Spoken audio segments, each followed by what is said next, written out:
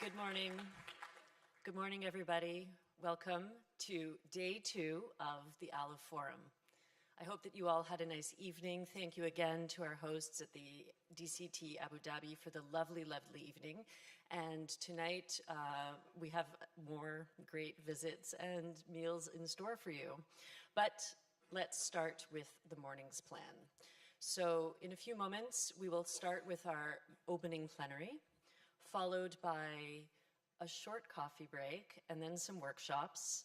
And then in the afternoon, we're going to all come back in here for the closing, for 2 plenary sessions and closing remarks. Now, just a quick reminder that when the events are done today, then there'll be transfers back to the hotels. You'll have about half an hour to 40 minutes to freshen up, get your bags if you're checking out, and then to catch the shuttle bus to the Louvre Abu Dhabi for the visit, followed by an evening cocktail at the Art Lounge. So, let's get things started. I'd like to call to the stage, please, Stéphane de Courtois, who is the moderator of the first session.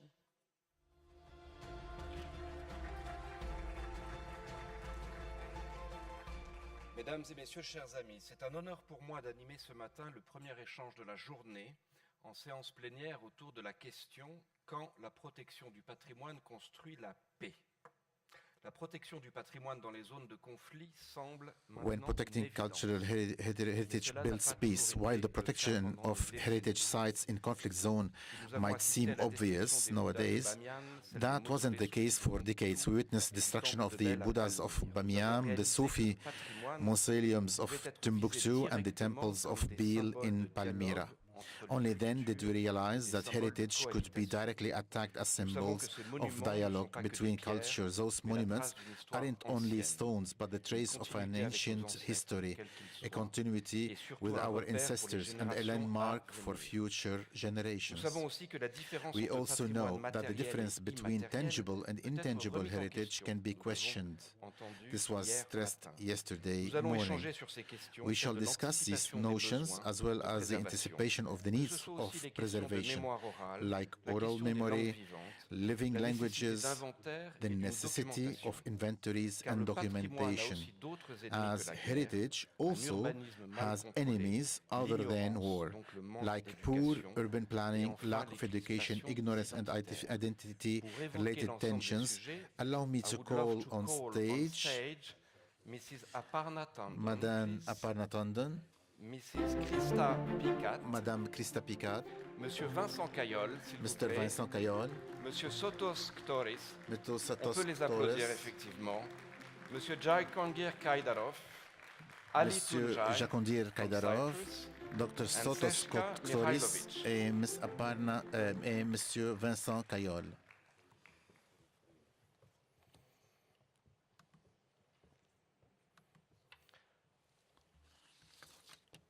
So, our first panelist this morning will be Aparna Tandon, that I will call on this pupitre in order to do a presentation. You work for ICROM for many years. You are senior program leader, First Aid and Resilience for Cultural Heritage in Time of Crisis, which is, from what I understood, the flagship program of ICROM at the moment.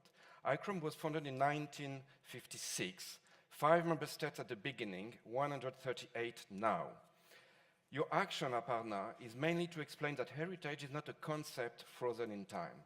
That's really attracted my interest, but the result of a socio-cultural process which implies transmission of values and meanings. Please.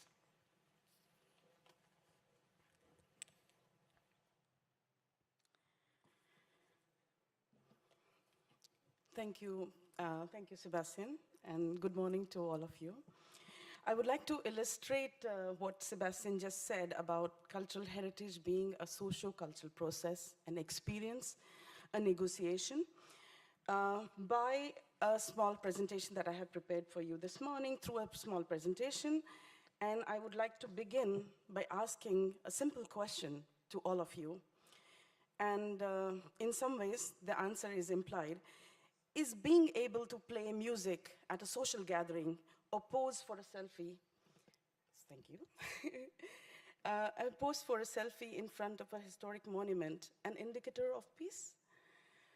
Far away from the world of high-level peace negotiations, what does peace feel like, look like, or taste like to people on the ground, to local communities that we have been speaking about since yesterday? Whether in South Sudan, or in Syria or Kosovo, communities and families experience as well as continually renew peace through everyday activities such as being able to picnic at a heritage site. And this is an expression coming from Palestine, where I was speaking to some heritage specialists and some community members. To be able to picnic at a heritage site or to celebrate festivals without the fear of persecution. So the idea of peace is very much related to what people do with heritage, whether it is to express identity, lay claim over resources, seek connections with place, or exert power. Therefore, as Sebastian said in the beginning, heritage is not static or frozen in time. And it enables socio-cultural processes through which established values and meanings are transmitted, yet at the same time, new meanings and values are created, which enable different groups to constantly reconstruct identities and bring back elements of their past into their present and negotiate a future. So, protecting and restoring physical heritage damaged by violent conflict is a laudable aim. We should protect heritage in times of conflict. But the link between these actions and positive outcomes for building peace is rarely as straightforward as we hope. So I'm stressing on the word physical heritage. Little effort has been made in our field to analyze the complex relations between heritage, conflict, peace, and individual freedoms, as also pointed out by Benedict yesterday in the plenary. The lack of heritage-based metrics to measure peace has also placed many of the cultural heritage professionals that you see here in this conference in a difficult position. They bear a heavy responsibility to ensure that their interventions aimed at heritage safeguard do not harm and support peace, but they lack tools and guidance on how to do this.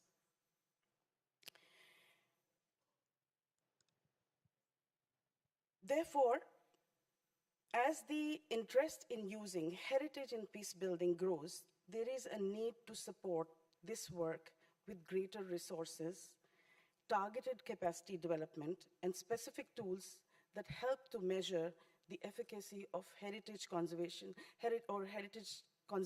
in times of crisis, especially in conflict situation, and heritage-based interventions. So addressing this gap in 2020, ICROM's First Aid and Resilience Program, with the support of the ALIPH Foundation and in collaboration with Egyptian Heritage Rescue Foundation and the Center for Security Studies, which is based in Geneva, organized a capacity development project called Alliance for Cultural First Aid, Peace and Resilience. The project focused on Middle East and North Africa, Afghanistan and Pakistan, a region that we all know which is home to diverse and rich heritage, but is exposed to intersecting conflicts, climate change-induced disasters, and health crises. The project lasted 30 months, engaging professionals and citizen volunteers. It consisted of online and in-person training, field projects. The project also had a training of trainers component in form of distance mentoring. As a key feature of this project, we introduced several tools to help professionals to work in diverse conflict settings, ensuring that their heritage interventions remain relevant to the affected populations. One such tool that we introduced in the project was PATH, which is Peace Building Assessment Tool for Heritage Recovery and Rehabilitation. Now, it's a first of its kind tool that enhances the understanding of interplay between heritage and conflict dynamics in a given context. Designed as a self-assessment and reflective tool, PATH enables its users, so it could be anybody, a community-based organization that is working in a conflict setting, to identify the cultural drivers of a conflict that could prolong it or make the conflict reoccur due to unresolved or newer grievances. The guiding questions and exercises in this tool, and it's available online, can be used at any stage of a heritage recovery and rehabilitation project. It is also available in Arabic, thanks to the project that we did with ALIPH. And it can be applied to diverse conflict contexts and different types of heritage. Conceived as a sequel to this tool that I just spoke about, PATH, we also developed community-based heritage indicators for peace, which reinforces the idea that access to cultural heritage and its enjoyment are basic human rights. Now, this tool, community-based heritage indicators for peace, presents a bottom-up approach to understand different ways in which heritage is used in times of peace and conflict, which can help to measure changes in peacefulness among different communities. Again, this tool is available in multiple languages and can be downloaded from ICROM website and hopefully shortly soon also from the ALIPH website. Then another very important tool that was introduced and field tested is the Insight tool, which we first developed with Blue Shield Georgia, and it was field tested in Georgia and later on in many countries. It's called Insight. It's a participatory vulnerability and capacity assessment method that uses a game approach to better understand how heritage is linked to a community's resilience and which capacities it generates that could help mitigate disaster and conflict risks, as well as promote climate action. Besides these tools, widely applicable guidelines and self-help videos to secure endangered heritage were also made available in local languages to multiply as well as standardized training, which was hands-on and simulation-based in this ALIPH project that ICROM did. Post-training, the participants were given seed grants to develop community-based action to safeguard heritage with an aim to promote peace and resilience. So what did all these tools, all this training do? As a result, we had 16 field projects in 8 countries, including Afghanistan, Egypt, Iraq, Jordan, Libya, Pakistan, South Sudan, and Yemen.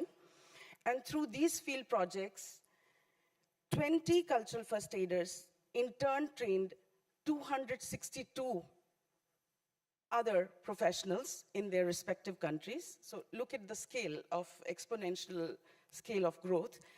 And over 600 citizen volunteers were involved. And we improved emergency preparedness at 7 World Heritage Sites.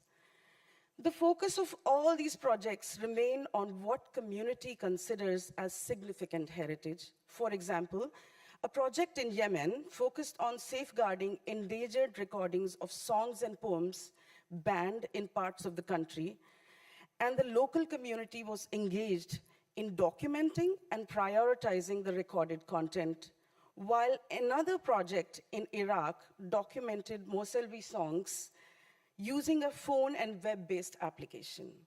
These songs are a source of resilience to people in Mosul who are trying to rebuild their lives, and as we saw in yesterday's powerful video testimony, these songs bear, they are witness to Mosul's multicultural past. Similarly, a project in South Sudan documented traditional songs and dance of the Mahdi, full of rich information on sustainable use of natural resources. The performances of these songs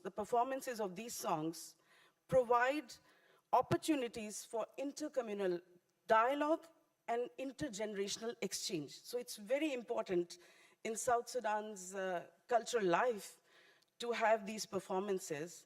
And as a result of this project with ALIPH, we were able to document some of these performances and songs, and the records are also stored in the National Archives of Sudan, which is, again, a developing organization. In parallel to the Alliance to Cultural First Aid, and more of these success stories of this project are in this publication. It's called A Story of Change, which is again available online. So in parallel to the alliance of the project that I mentioned, Alliance for Cultural First Aid, Peace and Resilience, ICROM's FAR program is also working with survivors of the triple disaster in Sendai and the International Center for Disaster Research in Tohoku University, and especially with Professor Machiko Kamiyama, who you can see her picture on the screen. She's a clinical psychologist who's trying to understand, and also her colleagues, how engaging citizens in heritage recovery can be a way to provide psychosocial first aid, enabling people to enhance their resilience and overcome trauma. This work is also informing our ongoing capacity development project on heritage-based climate action as part of it's called Net Zero Heritage for Climate Action. I think I already said it. By training teams at 5 climate hotspots, this project aims to use traditional and indigenous knowledge to develop integrated strategies for climate action, disaster risk reduction, and peace building. In a nutshell, I would like to emphasize that operationalizing the concept of heritage as a dynamic socio-cultural process is key to sustaining peace and development at grassroots levels. And the project that ALIPH funded was a bold step. We need more investment in such pro-peace bottom-up projects that engage vulnerable communities in enhancing peace and resilience in risk-prone regions of the world. So thank you so much for your attention.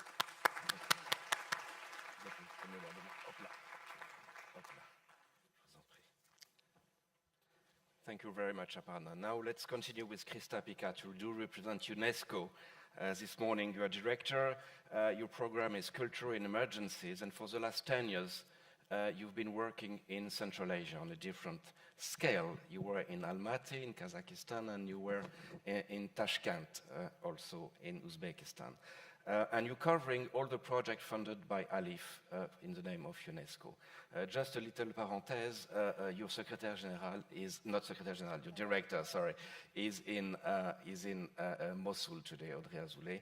So we will talk about Mosul later on. Can you explain us, first of all, the tools of UNESCO, and that was roughly the strategy toward the problematic of this morning? Thank you. Do you hear me? Yes. Yes. Thank you very much, Sebastian, and very good morning to everybody.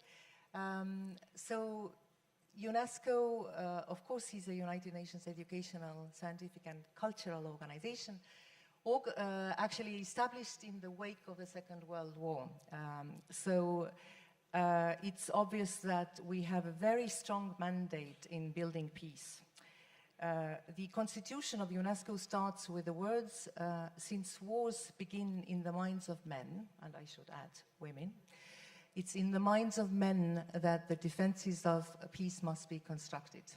So what I'm trying to say here is our main mandate is to build peace, and the fact that the international community coming out of the Second World War felt that it was important to establish such an organization working in the fields of education, sciences, and culture for peace demonstrates the linkage. So it's obvious that culture contributes to peace. And this has been also the work of the organization over the past years. We have a set of normative instruments, the conventions covering actually different aspects of the sector of culture. And this is actually the international agreement on what the international community considers as values and standards in the field of culture. So we have been active in promoting these standards, at the international level, be it in the framework of the negotiations on SDGs, to recognize the value of culture, not as something supplementary or recreational, but putting culture at the heart of development, but also promoting the nexus between humanitarian, economic, and sustainable development. And this is also comes very strongly out of a ministerial conference that UNESCO organized in Mexico in September, where 150 countries came together and declared that culture is a global public good. There is also a very strong passage in the declaration adopted on the importance of culture in emergencies. So it's obvious that UNESCO, of course, promotes culture in these contexts at the international level. We also engage at the operational level, very often working with our different partners also present here. And we also have some interesting and challenging projects that we do in partnership with ALIPH. One in Mali to actually reconstruct the villages in Banjargera. One in Afghanistan, and we actually saw a témoignage, what's it in English? Testimony. Yes. Yesterday of a man saying what the minaret of Jam actually represented to the community and how important it was for their identity, for their history. And we also work in Iraq, as you said, and since our Director General is indeed in Iraq, I should probably mention that this initiative was launched by our Director General in the immediate aftermath of the liberation in 2018. And it really demonstrates UNESCO's action in the situations of emergency, where we do not only try to reconstruct the buildings to, of course, provide the communities access or give them back access to their cultural heritage, to their history, to their identity. But we also recognize the culture, other dimensions, for instance, the spirit, the intangible cultural heritage, the living heritage, the artistic communities. So the intervention, UNESCO's intervention, which is quite large, I think we are to the tune of $100 million, generously funded by the United Arab Emirates and the European Union, whom I would like to thank. But also the project funded by ALIPH that actually concerns a house of prayer. And what is important there is that when we reconstruct cities that historically have been multicultural, that we try to bring back this multicultural dimension, and that we focus on different ethnic communities and manifestations of different cultures. That's why UNESCO's intervention looks both at mosques, the reconstruction of mosques and churches, and the ALIPH project is actually a reconstruction of a house of prayer, as I said, but to make this as a community center for educational and cultural activities. We have also worked to bring back, so how do you bring back communities? How do you bring back people? It's when you actually give them opportunities to engage culturally, to have a place of prayers, to have a place of community interaction, have a place of dialogue, because this brings social cohesion. This provides them opportunities of dialogue and healing and reconciliation. That's why we have also focused not only on culture but also educational activities, and we do that through actually cash for work interventions that we have replicated also in other contexts of conflicts and post-conflict, because we believe that you have to work with communities so that the trainings that are provided will stay, that we provide sustainability of the project, that we bring back young people, we provide them with livelihood opportunities. This also boosts the economy of the country. And also, of course, when we speak about education, it's also the knowledge of the history, the knowledge that the cities have always been multicultural and that they take pride in that. And I will perhaps finish also with because you mentioned that I worked for a long time in Central Asia. Yes, because in Central Asia, well, it wasn't a post-conflict or emergency situation, thankfully, but the fact that Central Asia has always been at the crossroads of culture, we also tapped into this, and we very much focused also with support from the European Union on a Silk Road project that allowed us to build capacities of handicrafts masters, or of course make sure that the heritage is well protected, especially those that are on the World Heritage, but also to promote actually dialogue of these countries around this common heritage. And this was an important factor also in the development of tourism. And very often we see that tourism is actually the carrot that allows us to use culture and promote the economic value of culture.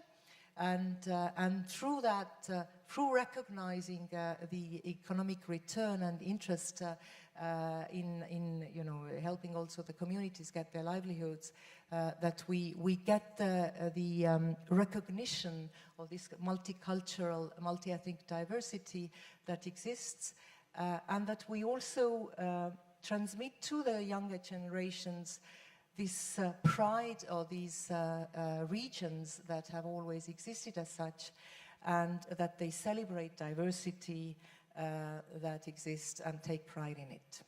Thank you very much, Krista. Maybe a word about this program, which has been launched in 2018, Revive the Spirit of Mosul. I read like 2 churches are under restoration, 1 mosque, and historic houses. This is really interesting. Exactly. This is what I mentioned, that and it's true that we also because one of the challenges of Mosul was also the fact that not only the buildings were destructed, but also the communities actually left the city. So it was important also that we not only looked at mosques and churches, but we also tried to revive the historic center, and that's why we have reconstructed 125 historic buildings. And as I mentioned, we do this with local communities, with bringing back young people, transmitting them the skills, and allowing them to reconstruct their city. Thank you very much, Krista. Vincent, nous allons nous exprimer en français. Going to speak in French. Good morning, Vincent Cayol. You represent l'Œuvre d'Orient, which is a French NGO, very old NGO that has more than 160 years old. Could you please first present your organization, what is its action, and what is your point, what is your idea about heritage? So Œuvre d'Orient was created in 1866 by 2 professors in Sorbonne University, 2 mathematicians who were very impressed by the massacres in Lebanon and in Damascus. And since then, unfortunately, this has continued. So we are still very active in the Middle East. In particular, we are supporting the Christian communities to achieve their mission, which is at the service of the whole community. And that is what we are doing for more than 160 years. Our action is mainly, we are very near to the community. Maybe it's a bit atypical because we are centered in the Christian community. And we really try to build a very strong ties. So maybe we can help some religious sisters in the mountains, but this community knows that every year they will get this constant help. So we are funded by private funds. We've got mainly 80 persons who regularly give us money. We have an office in Brussels. We also work with private and public institutions, in particular ALIPH, whom we work since the beginning. We have 8 projects in Eritrea, Lebanon, Iraq, that represented 3.5 million euros. So your network is a network of churches, but the communities that are the beneficiaries of your help are really all belong to all religions, right? Yes, of course. This is our mission. The mission is to work for everybody. The schools are a good example of that. In Gaza, we have 3 Christian schools, and 99% of the students are non-Christians. And this is why education is our main mission, our historical mission, because this education will bring peace tomorrow. So we are helping 400 schools in the Middle East. Could you please tell us about the Mosul mosaics? This is a project that you are really very involved in. You have found different partnerships regarding this project. Yes, so Mosul Mosaic is a project started a few years ago with ALIPH. The idea is to make the restoration of some religious buildings in Mosul. ALIPH put together different players. So we are already working in 2 old churches in the center of Mosul, and 2 other organizations like Archimedia, who are present here, who are also building 2 mosques. The idea is mosaic represents both communities, and I think ALIPH wanted to also renovate other buildings. So we have 2 old churches that we are repairing and rebuilding. So there have been a lot of difficulties, scientific difficulties, and also a lot of paperwork and problems. But l'œuvre d'Orient, for us, this is not our core activity. For us, heritage, we are involved in heritage because since 2011, we helped this religious community to preserve their heritage. Heritage, it's very important part of l'œuvre d'Orient work, and particularly in north of Iraq. So is it the local community who called you and who raised awareness? Yes, of course, we play every day with these northern Iraq communities. These communities are very near Mosul, 20 kilometers from Mosul. They are in Erbil, which is 80 kilometers from Mosul. And they are waiting go back to their house. So we have rebuilt 2 churches that are not so interesting in the heritage point of view, but now the communities are really looking forward to go back to their beautiful churches that now they are really, being restored. So last question, Vincent Cayol, which has been the difficulties at the beginning? How do you develop this new way to work in just a few months? So first we need to reinforce our skills internally, but also working with experts. So we work with expert architects, like the architect that restored the Mahmedan Mausoleum, which is 30 kilometers from Mosul. So all these skills also are added with local skills. We have great engineers in Iraq, really great architects also. So we work with this team of professionals to do things the way they should be done. We also said yesterday that we don't build, let's say, something that is just a decoration that is superficial. No, we are working towards the future. With our activities, we know some of these religious communities. One is called the Little Sisters of Jesus.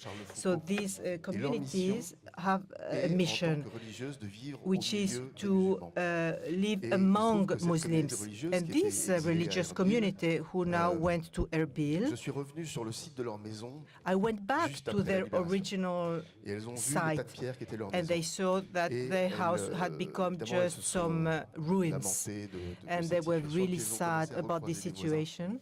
And they started talking about the community, and the community were asking them, where are you coming back? So I'm really glad to see that now this religious community could go back to Mosul and could start again their work with the community. Thank you very much. Before continuing with our next topic, we're going to watch a small video.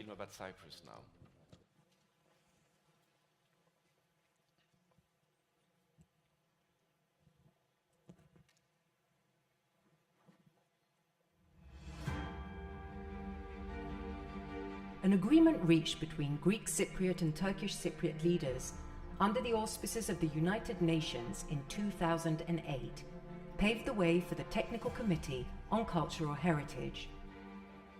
Dedicated to the promotion and protection of Cyprus's cultural heritage, the Technical Committee continues to provide mechanisms for the preservation and restoration of cultural heritage in Cyprus today. The committee believes that protecting cultural heritage is an integral part of the ongoing process of broadening areas of cooperation between Turkish Cypriots and Greek Cypriots, which can most effectively be achieved through joint efforts. The fruits of this cooperation have resulted in the completion of 88 projects by the Technical Committee, with the support of the United Nations Development Programme. In addition to the European Union, the largest donor of the committee, various donors from the island also contribute to the ongoing work of the Technical Committee. Thanks to these valuable partnerships, numerous churches, mosques, fountains, archaeological sites, parts of the Nicosia walls, the fortifications in Famagusta, and hammams were conserved.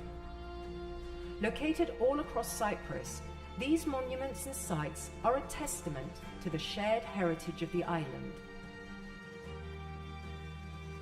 So far, more than 7,000 Greek Cypriots and Turkish Cypriots have been involved in the realization of the committee's projects, leading to increased cooperation and collaborations. Each project of the committee has been an opportunity to build confidence, foster trust, and achieve joint results. Many civilizations have passed through Cyprus, which has a history that exceeds 10,000 years. The traditions and customs of all these civilizations live with us through our monuments. They are the integral part of the cultural heritage and richness of this island. As members of the technical committee, we acknowledge the responsibility of preserving and sustaining this richness so it can be handed over to future generations. And we are proud to be able to promote through such a valuable endeavor.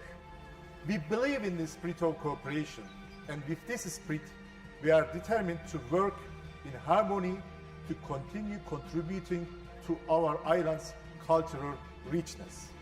Whatever we divided, destroyed. United and together we restore for a multicultural and peaceful Cyprus. The work of the Technical Committee does not end with the conservation of monuments and sites. It continues by providing opportunities for the engagement of the Turkish Cypriots and the Greek Cypriots, especially involving the youth of the island of Cyprus. Through strong partnerships, shared vision, and combined strength, the Technical Committee on Cultural Heritage will continue achieving its goals.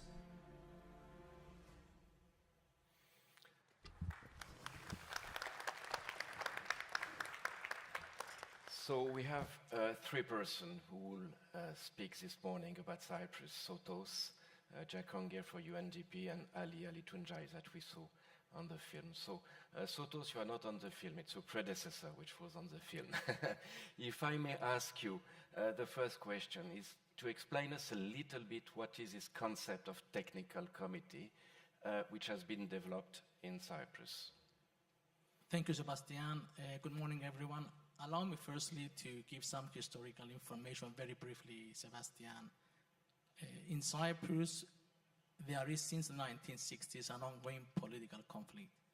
And for most of that period, the prevailing attitude on the island, the prevailing attitude amongst Greek Cypriots and Turkish Cypriots was to blame each other for the destruction of cultural heritage monuments. Besides these blame game tactics, it is a fact that the evolution of the Cyprus problem had grave ramifications on the cultural heritage of the island. So as stated already in the video, in 2008, the respective leaders of the Greek Cypriots and the Turkish Cypriots, they acknowledged this reality. They acknowledged that adversarial and confrontational policies and tactics would have inevitably led to the destruction of most of the island's monuments. It is this realization that led to the establishment of the committee, which was the first real joint effort to address the issue of preservation of cultural heritage on the island.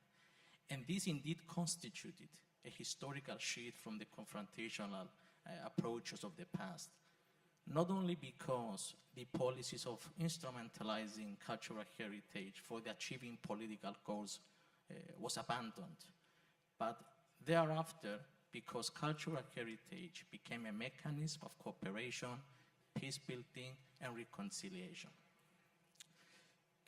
When we established the committee back in 2008, I think the basic parameters we agreed upon were to establish an efficient mechanism where all major decisions were made by consensus. This is very important.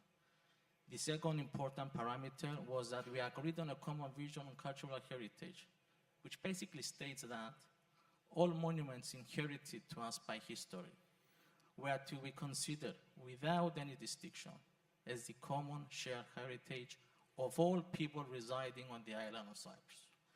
And the third very important parameter we agreed upon was that we wanted to isolate our procedures from the negotiation, from the political negotiation process for the solution of the Cyprus problem in order to avoid inevitable negative political implications that would definitely arise for the resolution of a very difficult international problem that has been in the international fora for more than 60 years now.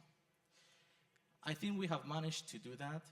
In 2008, so we have the establishment of the committee. In 2010, we have a very important development when the European Union decides to concretely support our work in Cyprus. And in 2012, we start the actual implementation projects on the ground. Since then, 123 monuments have been restored or preserved.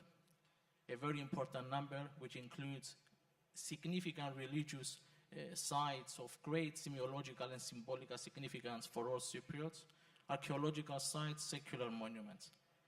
But I think it would have been wrong to refrain the success of this committee only to the preservation of the monuments. I think one of the major contributions of this committee was that it had managed to raise awareness and respect amongst people of Cyprus for the monuments of all communities. And most importantly, I would say, it had managed to credibly challenge cultural stereotypes and narratives of historical animosity. I know that you work also in education, that on bi-communal project, that you bring schools together to visit places and to explain the process of not reconciliation only, but to know the culture of each other. What would be your recommendation or advices for some people who could be here or could be advocating your model that you would maybe give? Even I think you don't like the word success, but the Technical Committee on Cultural Heritage is really a success.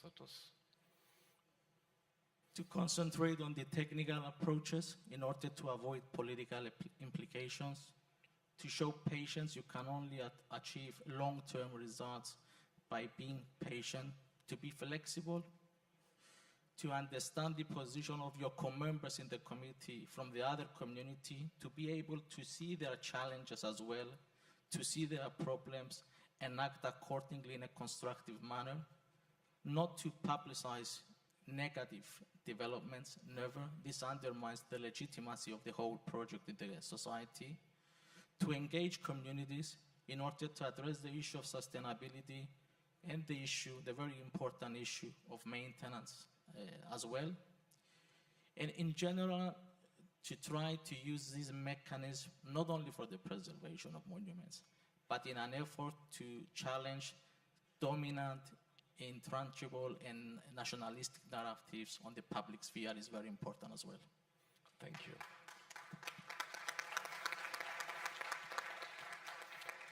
Jack Ongear, you represent UNDP in Cyprus.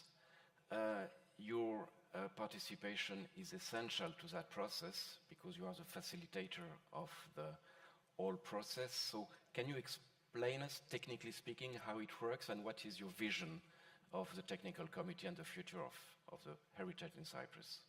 Thank you, Sebastian. First of all, thank you very much for the organizers and inviting us. It's a great opportunity. As you know, UNDP works in 170 countries. It's a leading UN agency on international development. We work in three main areas, which is sustainable development, democracy and peace building, where this, our support to technical committee falls, and climate and disaster resilience. Specifically in Cyprus, our work is to support the work of the committee.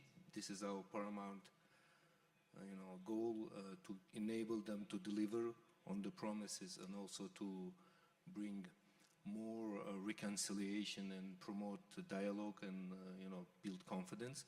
In addition, what we bring en addition à cela, on apporte des expertise, supporting them in various areas where we discuss these 2 days now on design, emergency works, engineering, etc. But also we bring a lot of these elements that committee needs to focus on when they implement this project, which is overall base values of humanities, gender, human rights, no harm, etc. So this is what we offer, but I think we're looking more. It's all our projects are funded with the generous funding. It's the European Union, which are very grateful, and now we are proud to be partnered with ALIPH, specifically to Valerie and your team, to Sebastian, French ambassador in Cyprus, who facilitated this work. We are very proud to expand, but overall goal is, again, to bring communities through the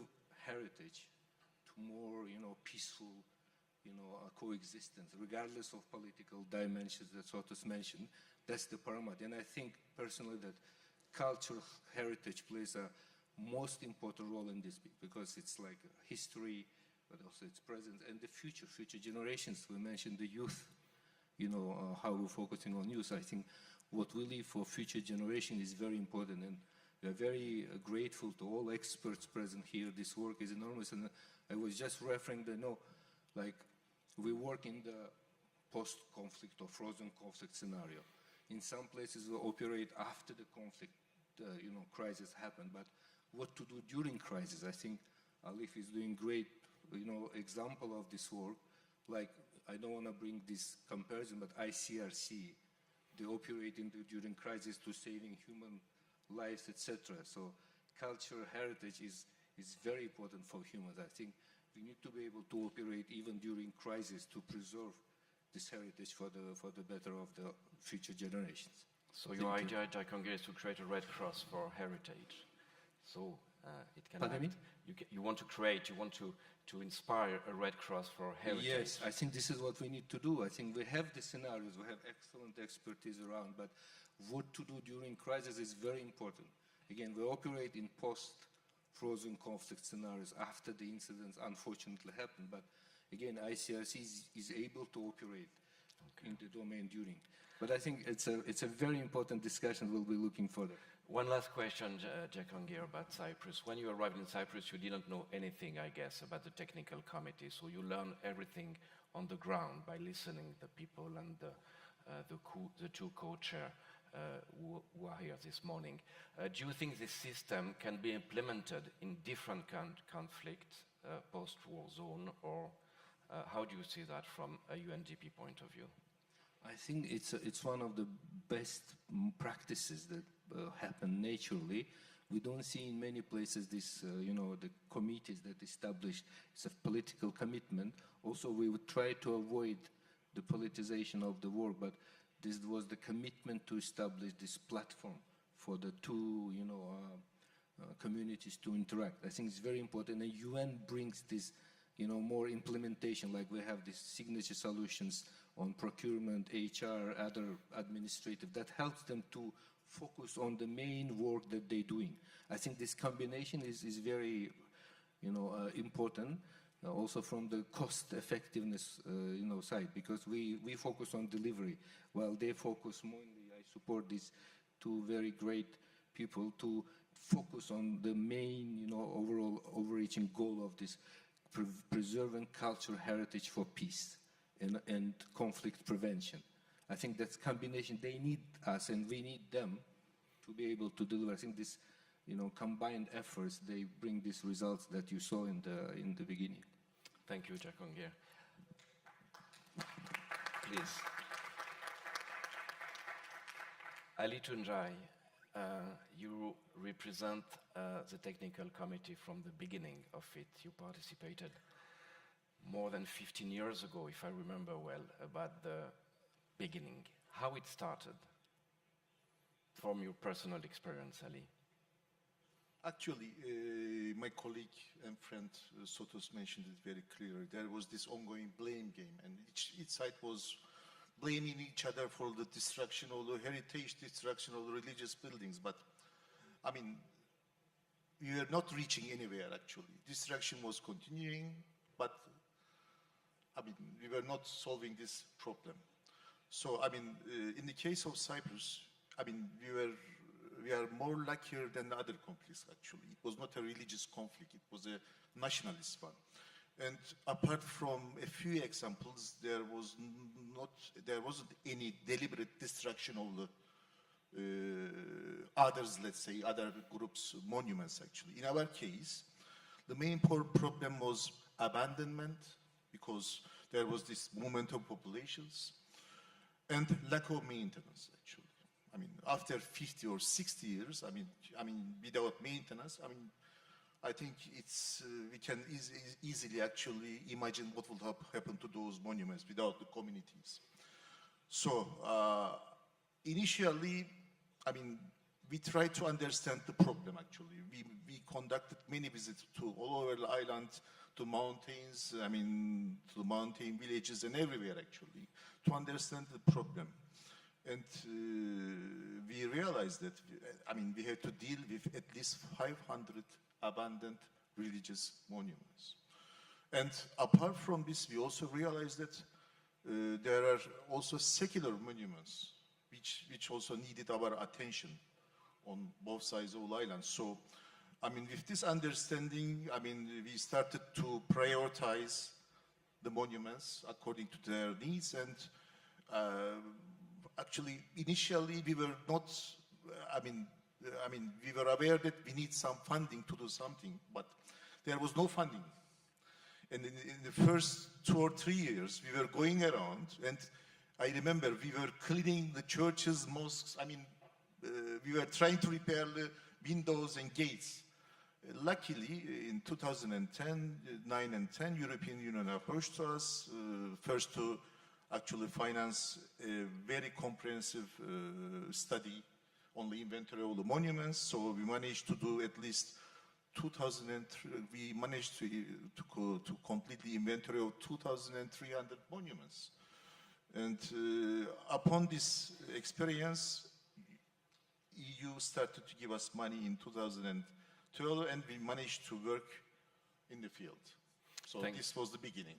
Thank you very much, Ali. Can you tell us a few words about the project financed by ALIPH from your own town, Famagusta? Yes, I am. Yes, I mean, I am from Famagusta. I mean, it's the pearl of, let's say, Cyprus and Eastern Mediterranean.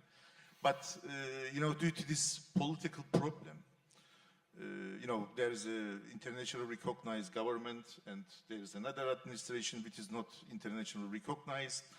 And this actually, we were not able, as the Turkish Cypriots, to get international funding, technical help, and other means to deal with the protection of the cultural heritage. And Famagusta was a victim of this. I mean, as the committee, we worked a lot in Famagusta. We managed to save, work with the, I mean, the walls and with some actually medieval, let's say, churches. Apart from this, thanks to ALIPH, we were together in Famagusta. We decided to work on 2 monuments, actually. One is St. George of Latins in Famagusta, which is actually in ruins. It was, I mean, it collapsed during the Ottoman siege, actually, but it is one of the earliest and most important, let's say, Lusitania monuments in Cyprus. So, I mean, what we will do there with the contribution of ALIPH and their donors, actually, we will do, let's say, a conservation study there, at least to freeze the situation and to prevent the collapse and loss of this very important monument. And we are also doing another monument in Larnaca. This is Tuzla Mosque. This is a very interesting monument, actually. It started as a basilica, then an Orthodox church, then a Catholic church, and when the Ottomans conquered Cyprus, they added a minaret and some other actually facilities to use it as a mosque. So, I mean, it's a very impressive monument. I think you are also very actually influenced from the monument. So, we will also do some minimum conservation there. And we will, I hope we will manage to save these very, very important monuments, which has actually very important implications for the cultural heritage of our beautiful island. Thank you very much. Congratulations, gentlemen. We have a few minutes left, dear Snezhka. The transition is very easy for me because you represent Europa Nostra, and the technical committee received an award in 2021 from Europa Nostra. So you went to Cyprus several times. So what is your feeling about this experience? I always have a smile on my face when I listen to this story, when I watch the realization of the technical committee, and I always think how ingenious that the idea that you call it a technical committee like that, to say, no, we don't have anything to do with politics, but it's so much more than technical. It is using cultural heritage as a bridge between the hearts and minds of the communities in Cyprus. And So it is one of the most extraordinary examples in Europe of using cultural heritage in a country that has been so much wounded, the society that has been wounded by conflict, and it still is, and in the best possible way to sort of try to continue overcoming these wounds through cultural heritage. So we were very, very proud. So I was proud in 2021, we were sharing the same stage in Venice when we had our big European Heritage Award ceremony. And not only you got an award, you got a Grand Prix for what you have been doing. So we are very, very proud. And I must say that, you know, I'm very glad also, Valérie, that sort of the initiative that we have as Europa Nostra identified as really excellence, the power of example celebrating of these initiatives, that you are now, in fact, ALIPH is supporting their work.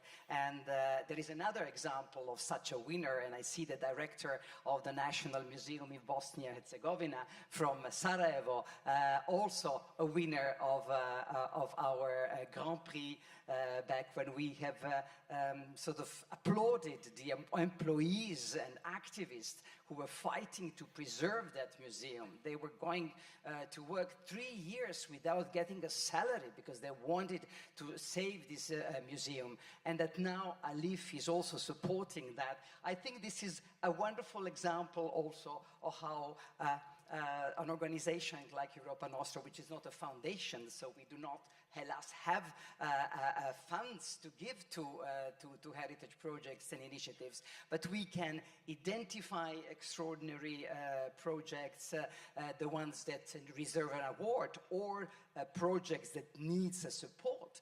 Like, for example, if we are speaking about Bosnia, we also have a 7 Most Endangered program, and so we have now nominated this year among the shortlisted project the Partisan Memorial Cemetery in Mostar, an extraordinary memorial of sort of and celebration of anti-fascist battle and struggle in former Yugoslavia, which has been vandalized, and it really needs support. And I think this is really a lot of examples also in Europe that ALIPH and I think Europa Nostra could join forces and make a difference. Snezhka, I would like to ask you a last question. In the definition, in the scope of action of Europa Nostra, there is monuments restoration and campaigns, the 7 Most Endangered Heritage program. But there is another concept which is very interesting and kind of unique, is a cultural landscape. Can you tell us more about it? Oh, you're going cultural landscape. I also want to speak about intangible heritage. I think you were going to ask me about that. I hope we'll come to that as well. But cultural landscape, definitely. And by the way, I have here also the publication with all the winners, because there is always an enormous variety. And cultural landscape, yes, indeed, because if we are talking about monuments and sites, there is the environment, surrounding environment is extremely, extremely important. And in Europe today, like in the rest of the world, the landscape is even more endangered than monuments itself. Monuments are endangered when we have conflicts, when we have violence, when we have wars.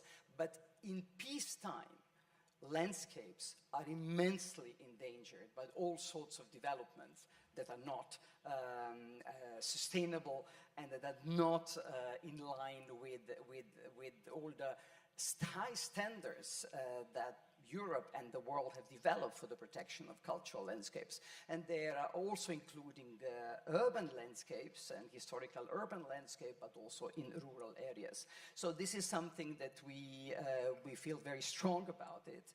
And there are some examples of cultural landscape that were on our list of 7 most endangered, for example, and that is Roșia Montana in Romania, the historic mining landscape, and was very much in the danger of again, a very brutal way of gold mining and extracting gold in a very polluting way.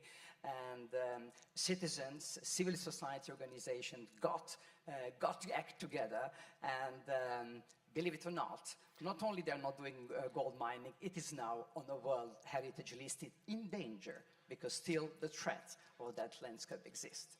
Snezhka, 1 minute, please, about intangible heritage. I know you're really focusing on that question, but in 1 minute, please. In 1 minute, yeah. I just want to wonder why I'm wearing this blouse today, paying tribute to my colleagues from Ukraine, and I proudly got this Vyshyvanka in Prague when the Vyshyvanka World Vyshyvanka Day NGO got the Public Choice Award in Prague. This is an extraordinary example of the resilience of our Ukrainian colleagues and friends, Ukrainian people, about the sense of pride that they have in their identity. And this embroidered blouse is so much more than a blouse. Now I'm learning about it and wearing with your permission also today, because this is also a symbol of resilience. I learned that embroideries, it means also stitching pain, stitching life, stitching after so many sufferings that they're having. So I have a dream that that initiative also, World Vyshyvanka Day, they are now building a museum in the city that it all started, and that also there will be an exhibition of the importance of the Vyshyvanka blouse and a symbol also for all of us. But this is also a message, give me 1 minute more, message for ALIPH, because we are so proud to be, I would say, a partner and a member of your family, of the family of, I would say, Valérie and Friends tribe. It's an extraordinary family that you have gathered all here, and I think that we can do more together in order to show that peace is not only absence of shooting.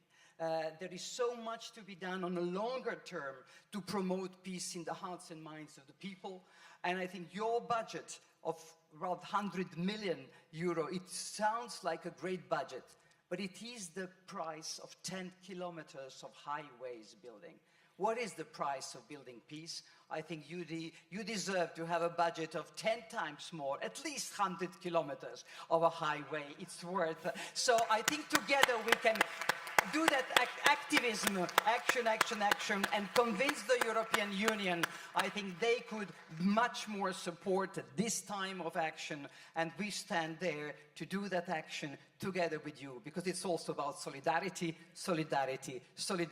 Thank you so much. Thank you very much, Snezhka.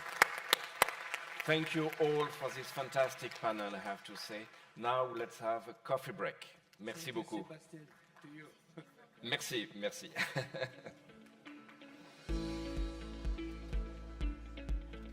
Ça va.